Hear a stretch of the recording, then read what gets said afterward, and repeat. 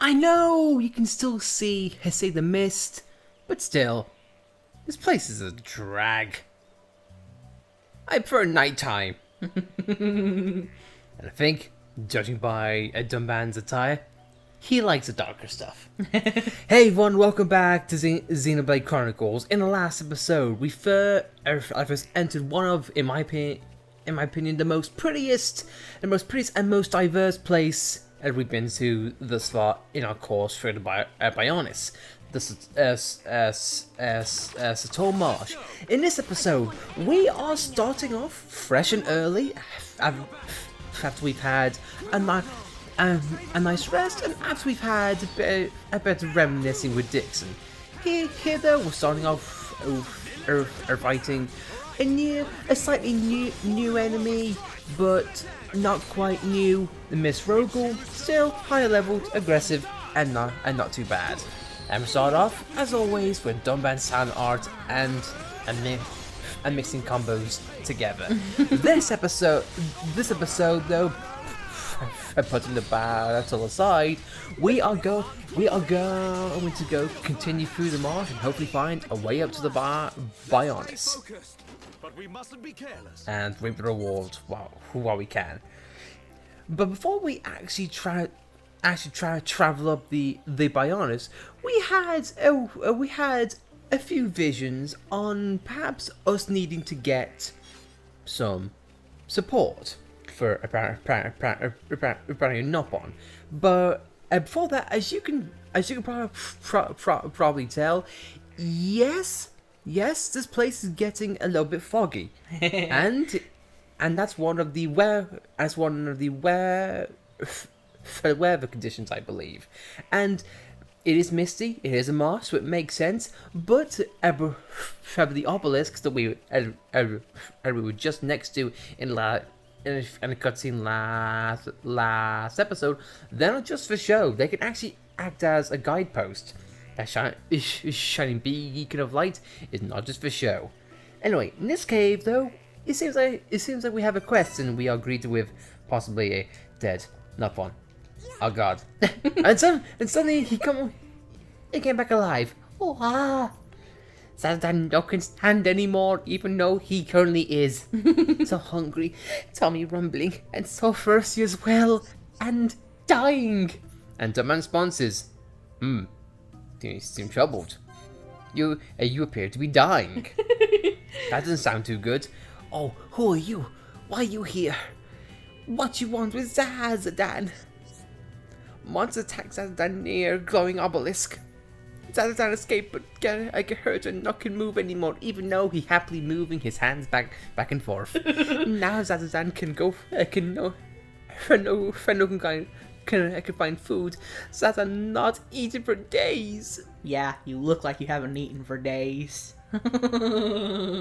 Plumpy git. Can you help Zazdan, please? Are you sure you're alright? You look in a bad way. At first, Zazdan slept to keep hungry feeling away, but now it's too difficult to sleep. Why are you attacked? Wouldn't the monster stay away from the glowing obelisk? Anyway, now is not time to think about such things. Right, Zazdan wants to bring things to eat and drink. And here we are, so we can prevent this Nopon from starving, I guess, or going thirsty. Who knows? But it is interesting. And as he immediately flops down again. But no. What Charlotte mentioned was interesting, because Dixon did mention in last episode that the monsters were kept away by the obelisks. So it seems pretty weird how this Nopon has been attacked, but hey, you know what? Maybe that search will be discovered later on. Who knows? Maybe if we help him, we'll find something out as Dumban's cave goes haywire. Oh no, is the cape? Is it a jacket? Is it a cover up for his arm? Oh no. I call it a cape. Well, fair enough. But as you can possibly see now, it's getting dark again, or misty. Oh no.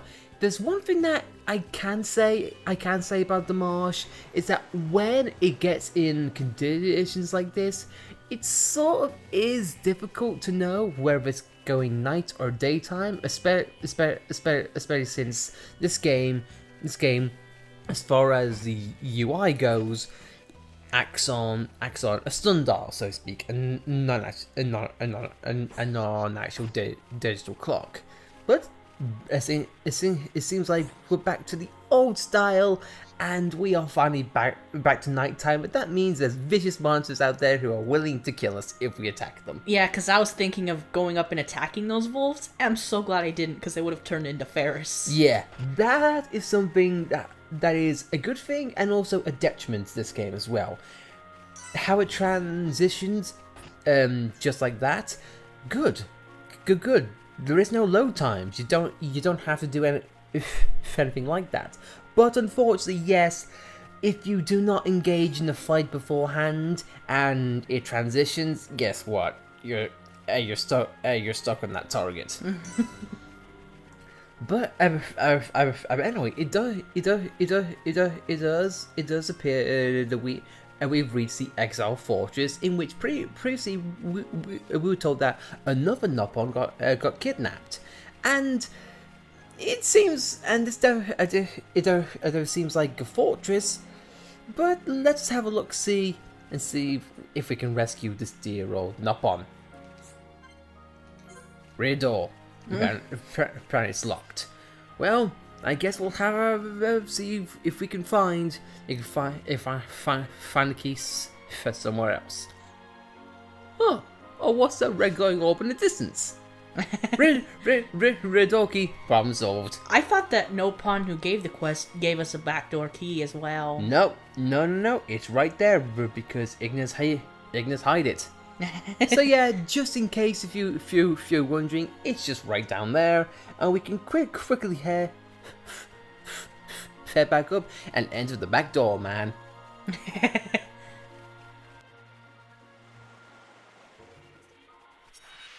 Or not.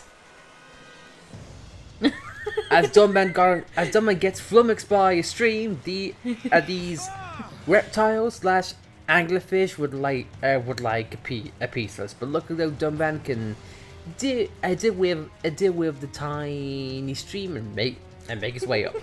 I'm kind of afraid to fight things at night. Why? Because of all the 80s around that could ambush you. They don't ambush you. It's as long as you don't attack, you're perfectly fine. It's only AOE attacks in which you need to be worried about. And seeing as how we have the Shulk AI, I don't know if I trust it. Yeah, true. Early on during the game, apart from Ryan's wall spin, you don't really have any AoE attacks to deal with. But here we are entering the fortress, and it seems like we have the group of Ignas. But we can. Lucky though, they're stupid and I can't see us talking. You're a little too slow. I can't told secrets to Ignas, but Cat is so happy you came to save her. Now, and Cat's here to go back to see Bakoko. Thank you so much. So much for salty, because didn't they mention they were going to eat them? You know, it bears deep shell claw marks. Lovely. And luckily though, those Ignas are too stupid to hear a big door opening and closing. And luckily the fog is gone. Yeah, so that makes it easier to see. So, as I guess that before carrying on, it would be a crime if we did not make sure that the Nopon returned safely to head to her friends. It is weird though how the Nopon mentioned, oh, they're going to eat her, and yet she told them the information, but yet is still alive. Anyway, Kata just came back, but it looked like Kata told Ignas' secret. But Coco just glad Kata's safe. Don't worry about it. There was nothing. That's right. You done the same for us. Nopon wouldn't. Nopon only care about research and profits. Hum lives don't care. But Coco no what is one I want to no. But Coco just feels so happy you saved Katja. Yay! And here we have what could be equipped to the jungle set, but it seems now they want more. But who was my camp, but not no have enough materials. But Coco old, knees and arms hurt, not one have knees. But Coco not can gather. That is indeed a problem, and yada yada yada. Sign to the man, I'm my spirit choke. And this is just when it comes to a collection quest. And this is if you're wondering why how a named NPC, hang on, not one is so fluffy anyway. Can't you just sleep as you are? I didn't know who she said that. That's not that good. Around here, not comfortable. Because I sometimes want to sleep with a soft duvet like Hom Hom. I suppose so. Traveling is so tiring as I'm doing right now. I miss my nice soft bed too. But anyway though, as you may wonder why a named NPC is giving what we're saying as generic quests, it is simply because the marsh is not a big area despite the size, so they've got to have some of the quests put in there somewhere, and trust me, it goes somewhere. I promise. Cats want to follow them. Could you tell me more? Beep boop. It's one to get giants treasure. They broke rocks blocking way and made paths. They so determined it looked like they might get it. Giants. Did they really exist here? You saw when you saved Katja. And it took her to a huge building. I agree. You did. A building of such size could only have been used by giants. Or a very pompous person, who knows. Giant's key that Ignas want is on high place east of Dark Swamp. Kill them before they find it. Then you dig it up. You to open hidden door, exile ports, and investigate altar. Then, same as we have a lot of stuff on our plates. But it seems like though we have plan and give time to do so. I mean, because let's face it, though, Ignas could have ate Katja, but decided to just stand there and just sit on the throne. So something tells me we're in no rush to stop these guys, because they don't seem to be in any rush at all. Anyway, now we're going forward and in the marsh. I just want to say that this of all areas in Xenoblade Chronicles, I don't see this place getting a lot of, oh no, I guess you could say much official art, because there is one art of Shulk standing in here, but oh no, this place is just so lovely and well lit with the ether and whatnot. I'm just really surprised that it isn't a case of more, oh no, I guess more appreciation for Monolith, but oh well. Anyway though, we're in the middle of fighting Ignas, and a small thing to note.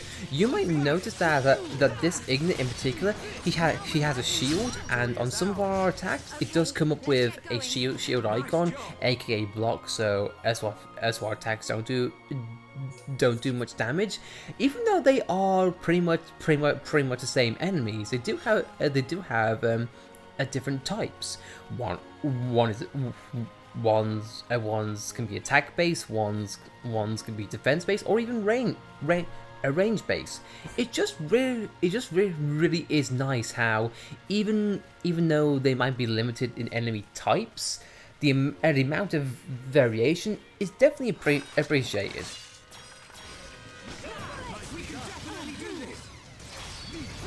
But still,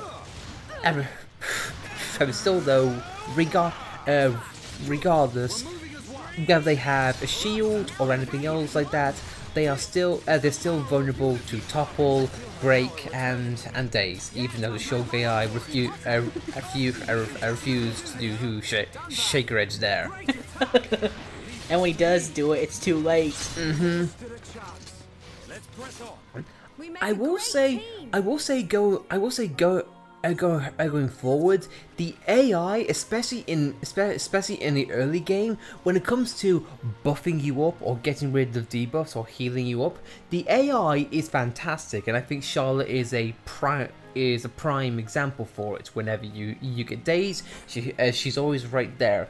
But when it comes to capitalizing on combat opportunities, as far as break or topple or everything else like that, the AI is sometimes slow on the mark, especially when it gets into more complicated settings. Because, for example, if you break an enemy, they sometimes don't topple, or vice versa, especially vice versa. And as you saw there in that fight, dazing and, oh no, just making debuffs happen on the enemies, it can sometimes be a bit of a headache. Especially when the AI can sometimes just spam attacks, and you're like, why? You could have waited until I used an attack which could break them or topple them, but no. But you got, but as far though, as I mentioned, in early game it can be a bit frustrating, but as we go along, you do get more and more type coverage, in which can be a bit more independent on those things, provided you do still need your party like any other good RPG goes, but still it is a little difficult, and I will admit a bit jarring to get used to.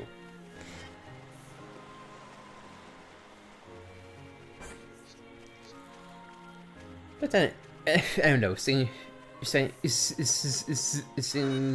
seems we have a Nick monster here and a bunch of Ignas. But even so though, as you can see, as Dovan hops down the ledge to confuse the Ignas. One of the best things that you can do is that in a pack like this, it is definitely an idea to lure some enemies away and just take them out one at a time. And you also have a bit of breathing room when the AI likes to do dumb things like there. She'll just use speed for absolutely no reason when there was little need to. Let's keep this up. Because I'll be honest, I have had times in which I thought, oh, you know what, I'll take care of small enemies. I've had the Shulk AI use speed or use shield, and I think, oh, you know what, that's fine. And then a big monster joins in when I could have really used that Monado art, and then all of a sudden it's just gone.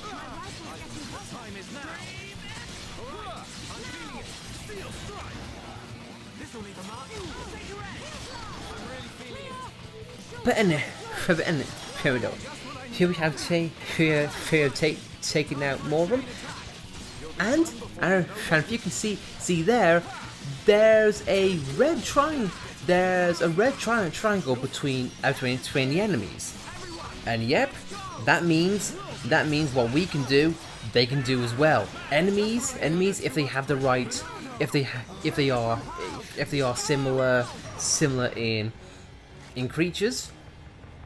This isn't going well. Wait, don't rush off. They can use chain attacks too, and it can still put you at a disadvantage. Granted, the AI is mercifully not as cruel and can't combo you as often as what they'd like, but still, it can happen.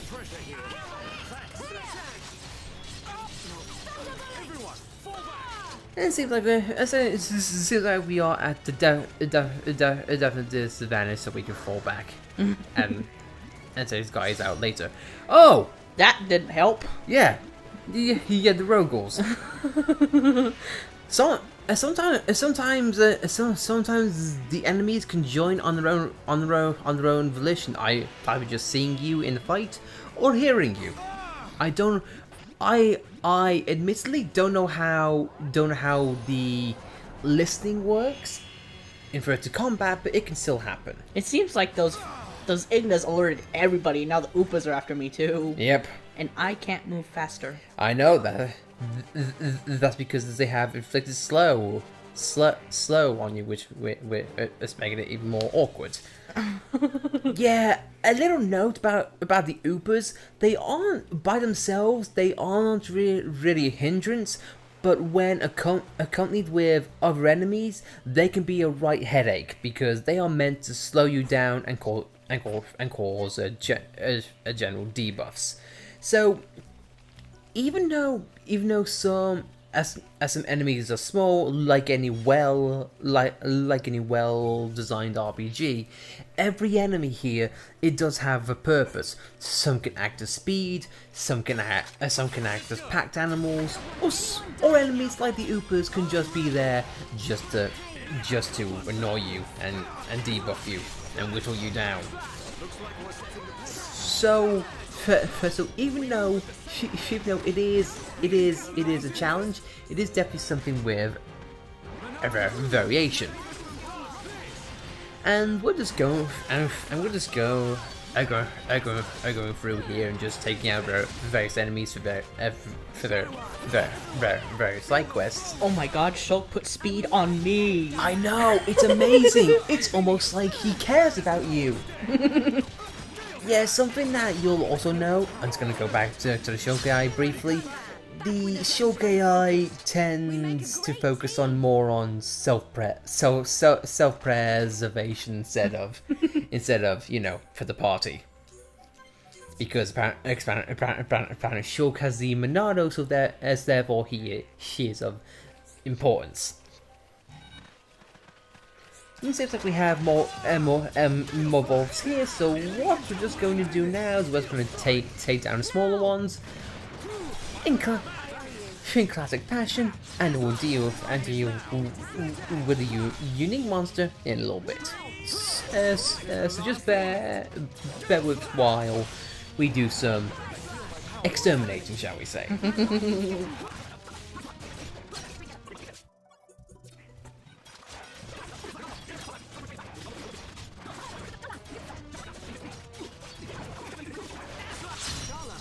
Could you teach me how to use a rifle sometime?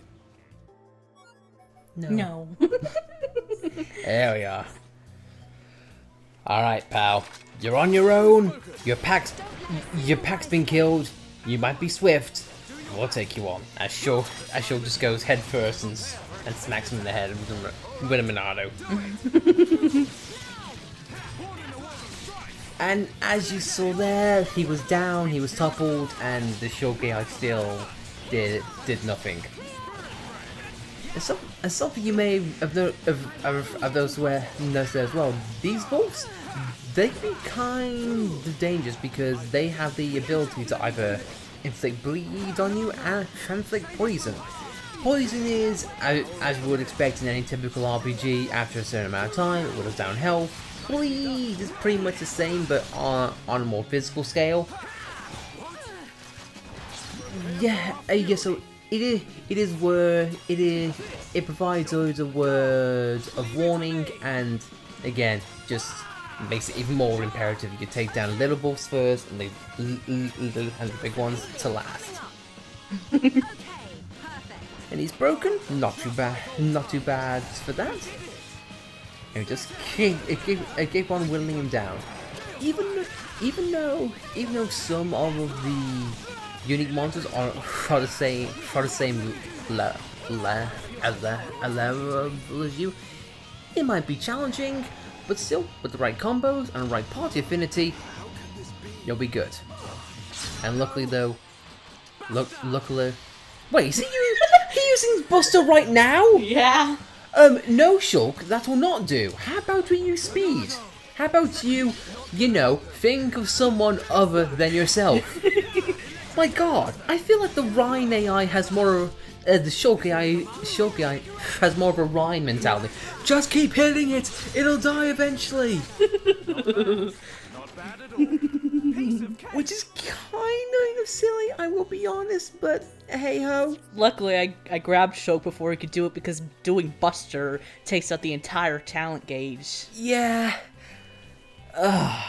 We're just finding problems for all the shit for all the Shulk AI today. God, he uses speed on himself and just uses Buster when really he should help. Especially when there's vision going on. As much as I love the game, the characters, and the gameplay itself, I feel like there is a bit of disconnect as far as the AI goes. Especially with Shulk. Yes. Shulk in the game and in character, he's kind, he's caring, albeit a little bit gung-ho and ignorant, but gameplay-wise, I'll say it straight up. Shulk AI is an asshole.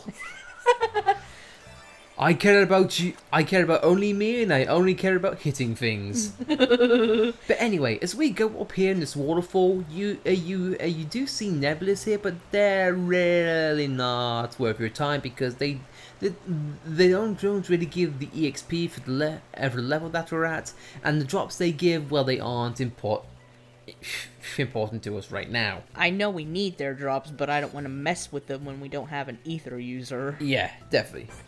Or something with E4K abilities, because right now we don't want to go there right now. That's for sure.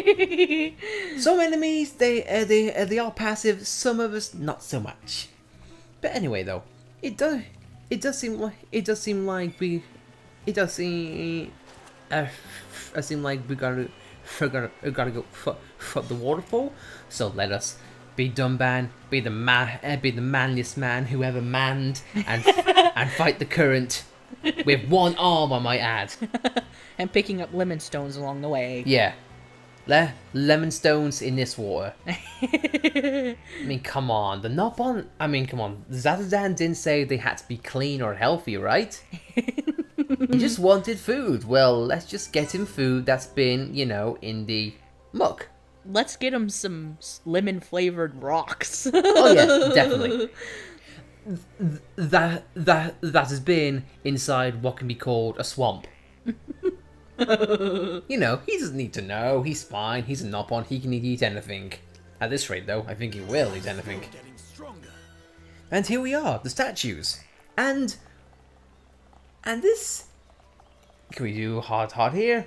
No, of course not. Bloody game. It's important to log it in, though. Bloody game teasing us. Meh.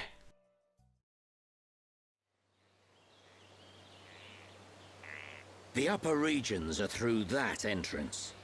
You gotta go through Magna Forest first. Prison Island is at the Bionis Head, just above Magna Forest.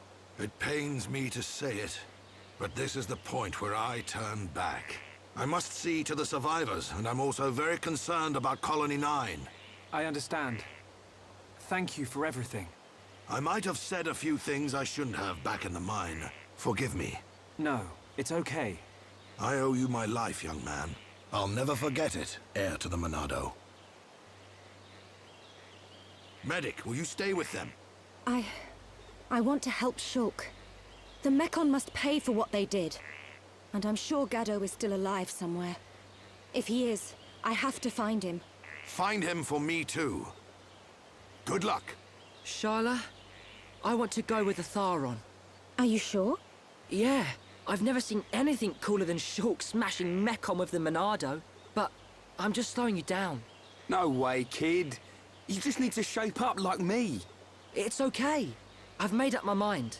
Compared to you guys, I know I'm pretty useless. But that's cool, because I know what I can do. I'm gonna go back to the colony and help the survivors rebuild their lives. You'll do us proud, kid. Good luck, Juju. Thanks. Shulk, Ryan, keep Sharla safe for me.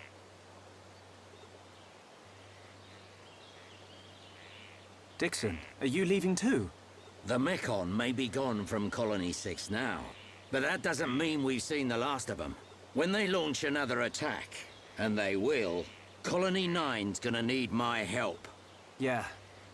I guess you're really needed at the colony. This ain't the last you'll see of me. You should be all right for now. Look after the Monado. You can bet on it. We won't let the colony down. You'll make us proud, Shulk.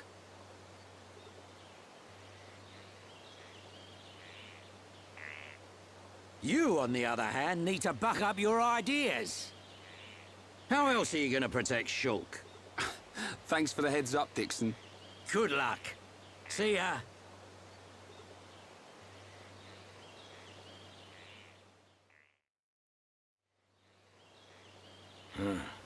Can't say I feel so good about deceiving these kids.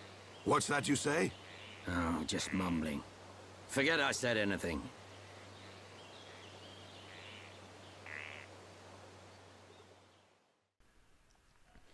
And so then, our party of 7 became a party of 4. but also though, as he here, we get to help out Reconstruct Colony 6, and that's something I think I want to go into a little bit later on. But now though, we've lost our guide, we've lost our kid, and I've lost our old man. And it seems like our guide has some secrets that he's keeping from us. But who knows? Like Dixon said, after the Ether Mine, it figured to be something an old man goes through. Who knows? But I think with that, I think we'll end things off here. So we're now just the 3 of us plus Ryan, the 4th wheel. I think we'll call things there. So in next episode, we will continue on, and hopefully get into the Bionis, and maybe also find out what this not in front of us wants, who's waiting eagerly. But in any case, guys, thanks for watching, and we'll see you in the next episode. I can see Shulk's already tapping his foot in anticipation, and Charlotte is ready to go too. Anyway, thanks guys. We'll see you next time. Compared to you guys, I know I'm pretty useless. Pretty useless. Pretty useless. I know I'm pretty useless.